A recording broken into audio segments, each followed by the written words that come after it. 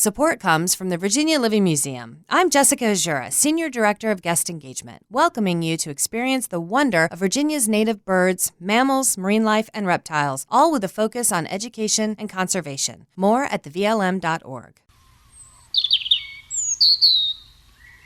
Good morning and welcome to our Bird Notes.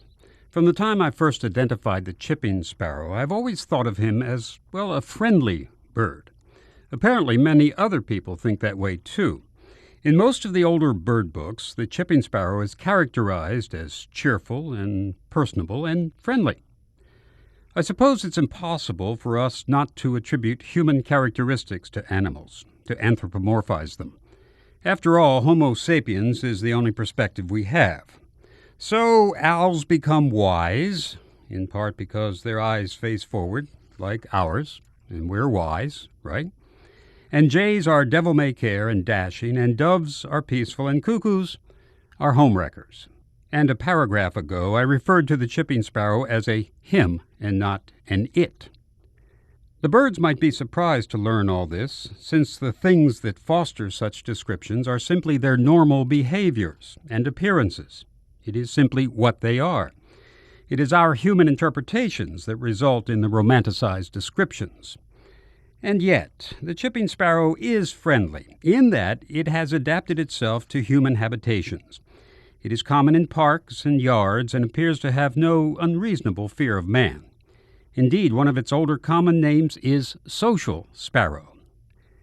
It's a handsome, well, there we go again. It's a handsome little bird, with the adults having a bright chestnut cap, a white line over the eye, and a black line through it.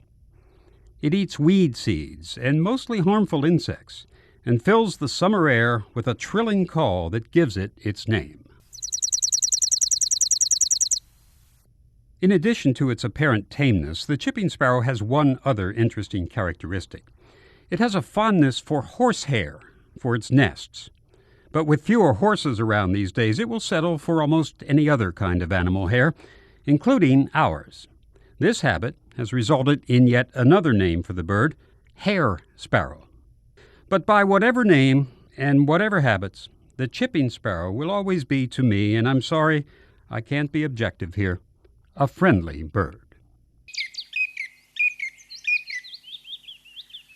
Support comes from the Virginia Living Museum. I'm Jessica Azura, Senior Director of Guest Engagement, welcoming you to experience the wonder of Virginia's native birds, mammals, marine life, and reptiles, all with a focus on education and conservation. More at thevlm.org.